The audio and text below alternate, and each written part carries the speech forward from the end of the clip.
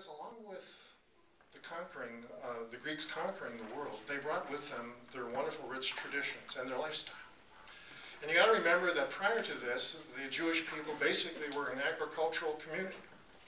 They raised crops, they had cattle, but there was enough for themselves, and they might have sold some to their neighbor, but that was about as big as it was. But when the Greek Empire took over, it changed the whole scope of things, because now it became a global.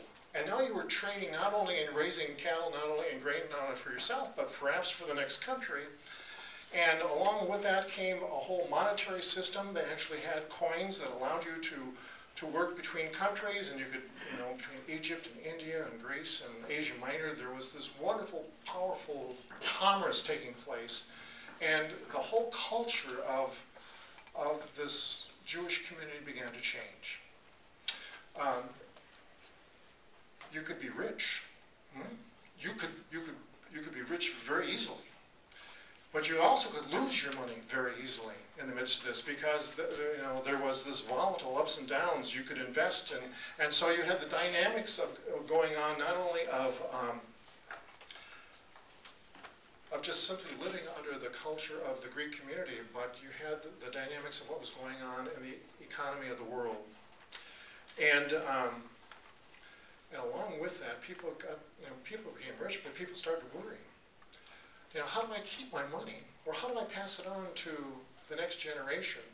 And part of the dynamic is that the Greek culture was great at taxation. It needed money to take care of the Greek emperors and the Greek governors, and so there was great taxation going on at that time. And so, all sorts of dynamics taking place. People weren't treated equally. The rich became richer, the poor became poorer, the middle class began to disappear. Volatile speculation of supply and demand, people grumbling about taxes. You could be rich one day and poor the next. Wow. But it's against this backdrop. Global markets, taxation, unequal wealth distribution, anxious about wealth preservation in 250 BC or 2012, that the teacher, Ecclesiastes, wrote this book. And it's why it's perhaps popular today. So what's the message?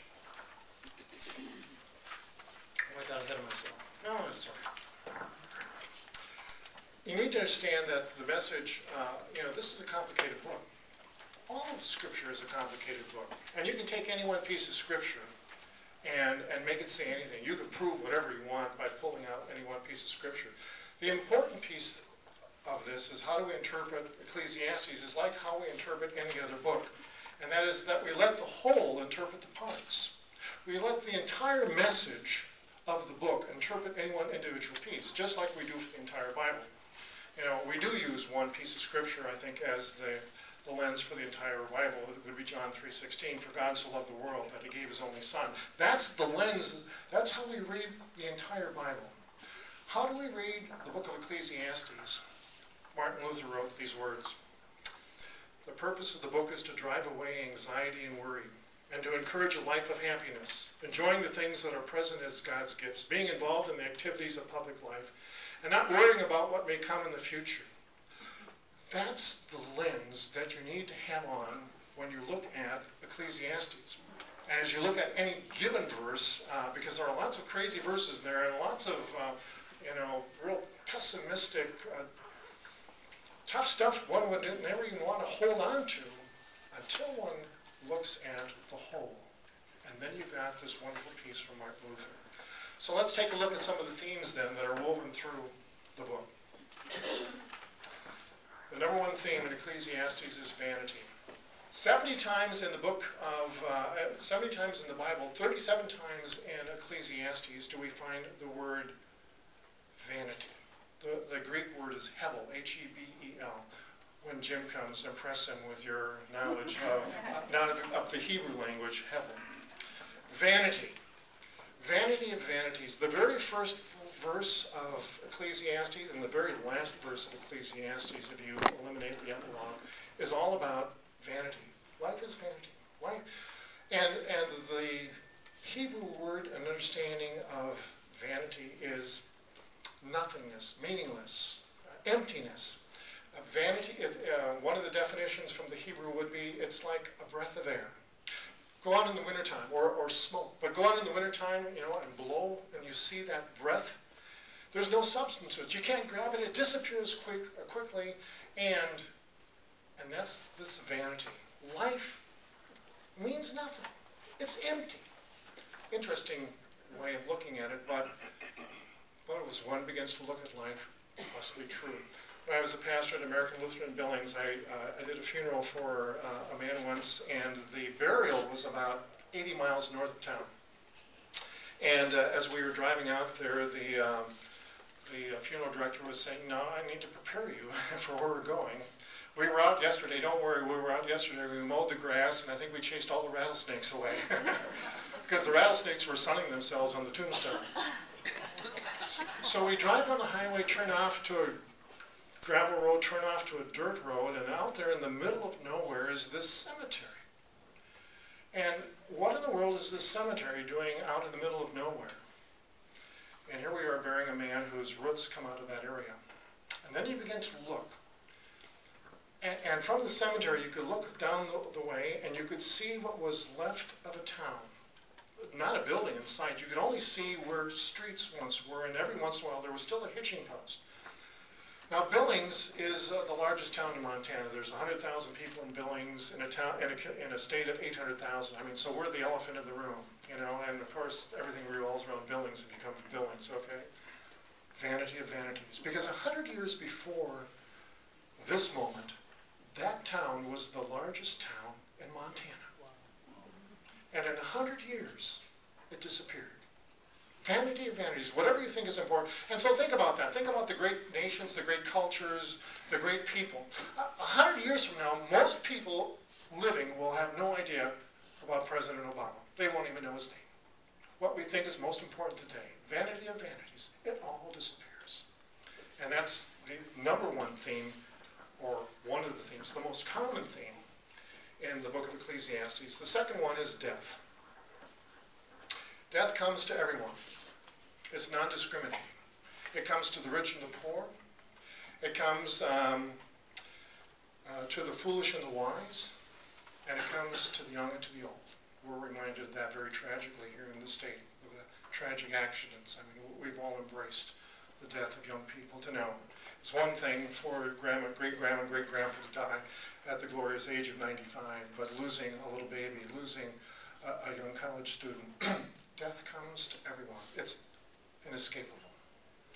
One of the other themes that we find in Ecclesiastes, though, in the midst of what seems like terribly sad, downer news of vanity and death, also, and again, this is the lens that Luther wants you to put on, in the midst of all of this, there comes this moment of joy.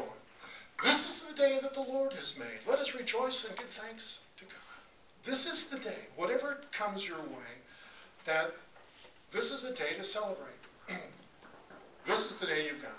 You woke up this morning, you got dressed, you breathed in air, and you came to church. And it's a good day.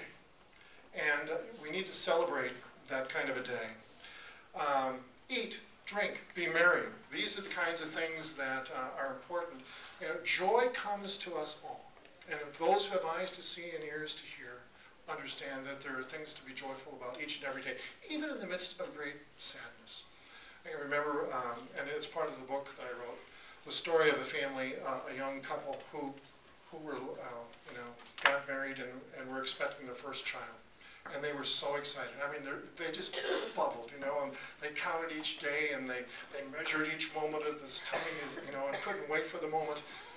And they were filled with joy. They go to the hospital, and the baby is born with Down syndrome. And in a moment, their joy is crushed. And they struggle with all sorts of things. Why is God punishing? What did they do wrong to deserve this? Their joy seemed to disappear. But in the midst of that, surrounded by loving people and other great families who had walked down the road before them, they began to understand that this child was still precious and brought them perhaps even greater joy than they first understood. And that their lives were changed because of this, that this joy to great despair and guilt and hurt back to joy, because now it leads them into encountering and walking with all sorts of other families who are a part of that. Joy comes to all. And for the writer, the teacher of Ecclesiastes, the three great ways of finding joy: eating, drinking, and work. That's why Martin Luther loved this book. Let's eat, let's drink, let's go to work. And, interestingly enough, that community. One does not eat alone, one does not drink alone, one does not work alone. It's about community. If you haven't read Bonhoeffer's Life Together, you need to read the book, because that captures the spirit also of Ecclesiastes. This is about the joy of life, God bringing people together. And that's why, literally, you are here today, not alone. In the midst of all of that, then, also is this conversation about wealth. Now, I got to write the stewardship material at Luther Seminary, so this is one of my favorite subjects. Let's talk about money for a little bit. Unfortunately, money is not where it's at. You know, the wealthy people will tell you, the more you strive for it, the more you want, the less satisfied you are. How interesting enough, just watching TV for a few seconds, I think last night, the night before, I can't remember who it was about, but some incredibly wealthy person in Florida who, strived for more and more wealth and whose life was filled with antidepressant pills. It is not money that brings happiness to life. Our children have seen that, and we'll talk more about that in a second, but money is not where it's at. Money kept is money lost. The real joy for money comes not in how one obtains it, but how one gives it away. And that's one of the powerful messages that you're going to find in Ecclesiastes. Let's look at Martin Luther for a second. When I did a little homework on this, I was surprised that Martin Luther loved Ecclesiastes, because I'll tell you in a little bit what's missing from Ecclesiastes, which is why I thought he would not like it. But Luther loved Ecclesiastes. In fact, Luther writes lectures or gives 27 sermons on Ecclesiastes. That's a whole lot of writing for Martin Luther. He loved this.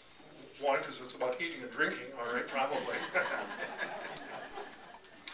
But also it's what Luther did. Martin Luther translated the Bible from Hebrew and Greek into the German language. And when he did that, one of the interesting pieces of translation where there was actually a change, Luther changed the name teacher to preacher. And there's some significance in that. Luther did not see this gift, this book of Ecclesiastes, as a lecture by a teacher, but rather he saw it as a sermon by a preacher. And you begin to understand as you flesh this out that Luther thought, if you're a lecturer, if you're a teacher, you stand up and you give your students all the answers. But a preacher doesn't do that. A good preacher doesn't give you all the answers. A good preacher leads you to believe that your life is best led when it's walked with faith, where you don't have all of the answers to life, that life is a mystery. And of course, that's deeply a part of what Ecclesiastes is all about. We don't have all the answers. Why does this happen? We don't know. It's all vanity, vanity of vanities. Luther loved it. And he thought of this message as that of a sermon, not as a